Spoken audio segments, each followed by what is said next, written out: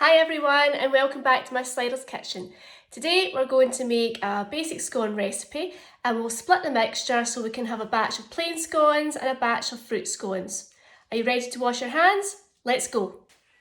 Right, so before we put all the ingredients together and start mixing, we need to preheat the oven. So we're looking for 200 degrees Celsius for fan assisted oven, 220 degrees Celsius if it's a normal electric oven, and gas mark 7 if you've got a gas oven. So here are the ingredients for our basic plain scone recipe. We'll need 450 grams of self-raising flour. We need 50 grams of caster sugar. If you don't have caster sugar, ordinary sugar will be fine. We need 2 medium-sized eggs, 100 grams of soft butter. I'm using unsalted again this week and I'm going to leave it out at room temperature to soften up.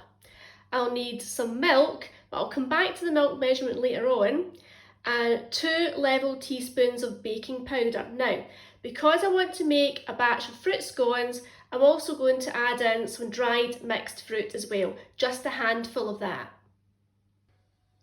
So let's take a look at the equipment we're going to need today.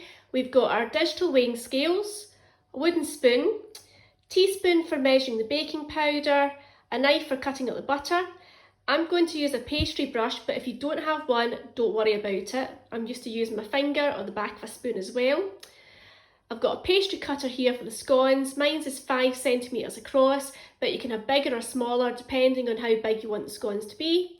A rolling pin, mixing bowl, greaseproof paper for putting the scones in the oven, a sieve for getting rid of lumps in the flour, and my measuring jug. I'll be putting the milk and the eggs in the measuring jug to mix together.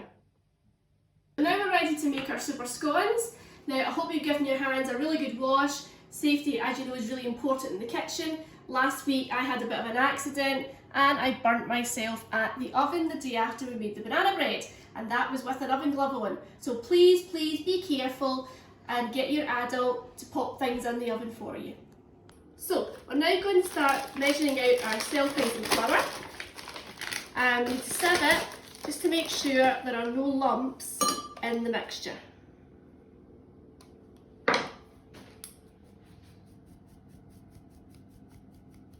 So that's our 450 grams of self-raising flour, all weighed out and sieved through. So I'll add that to the mixing bowl now. Here we go. And I'm also going to add in our 50 grams of caster sugar and give it a stir with the spoon. So even though we're using self-raising flour, we're going to add a little bit of baking powder just to make the scones rise a little bit more. So here's my teaspoon, and what I'm looking for is 2 level teaspoons. That's 1.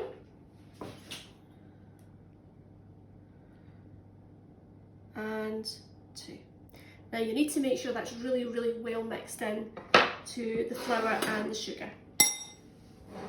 Now I'm going to put the butter into the flour, sugar and baking powder mixture. Now this will get really messy, so it's a good idea to make sure you don't have any jewellery on. So I'm going to take my ring off, and we're going to be using that sort of motion with our fingers to mix the butter into the flour mixture.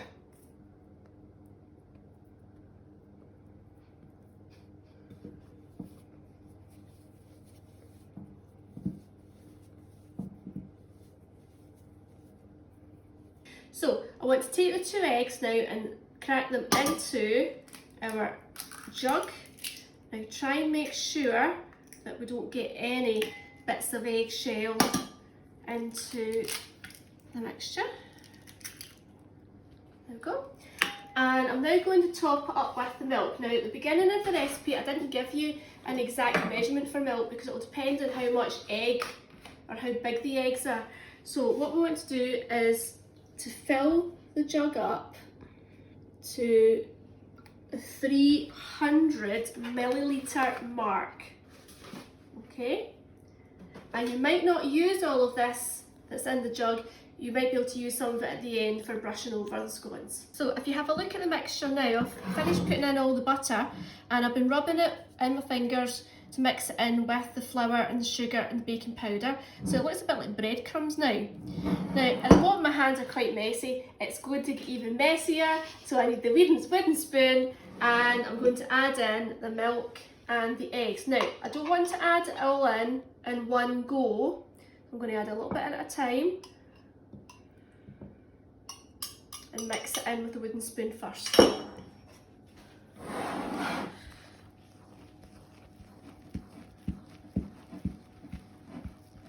You can see here now, I've mixed in most of the egg and milk mixture. Look at how it's all sticking together. And I've got a little bit left over that I'm going to brush on top of the scones when they're ready for the oven. Okay, it's time to take this mixture out of the bowl and put it on the work surface for rolling out. Right, so when you take the mixture out, it can be very sticky. So if you dust your work surface with flour, and what you're going to do is you're going to sort of knead it a little bit.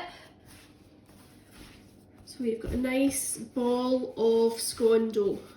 I said at the beginning of the video, we're going to split the mixture, so I'm going to split it in half right now and keep one side for the plain, and the other side I'm going to add in my fruit.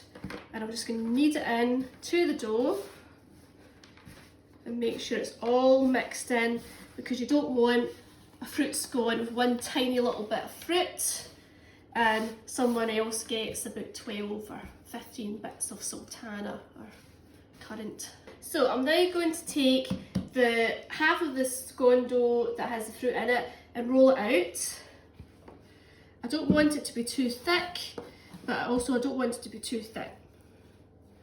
So I'm maybe looking for about 2 centimetres of height. And I'm going to use the fluted edge. And there is my first scone. Now if you put your cutter in the flour, it makes it easier for the scones to come back out again.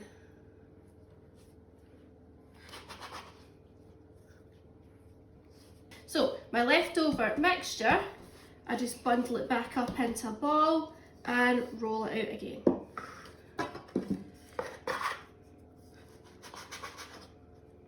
So I've got the first batch of fruit scones ready to go in the oven. I'm just going to give it a little brush over with the pastry brush with the last of the egg and the milk mixture, and this will help the top of the scones look really nice and glossy. Now if you don't have a pastry brush, in the past I've used my finger, I've used a spoon, and I've just used the back of the spoon to wipe it across. But that's then ready to go in the oven at 200 degrees because I've got fan assisted. So we're now waiting for the fruit scones to bake in the oven. They should take about 12 to 15 minutes. Just keep an eye on them. You're looking for them to rise up and to be a nice golden brown colour on top. So while we're waiting for them, we'll just carry on with the plain scones now. That is the plain scone mixture all cut out and ready to go in the oven. So from the ingredients I've given you today, you should be able to get about 16 scones, and best thing is if you can't eat 16 scones all in one go, you can put some of them in the freezer and they'll freeze okay. Right, so that is our recipe for super scones today. Remember, that's the plain scone mixture. If you want to make fruit scones, you add in some fruit like sultanas or currants. Please don't add cheese. Cheese is a totally different recipe. We've managed to get 17 scones today, and I think Camera Girl is desperate to get into the fruit ones.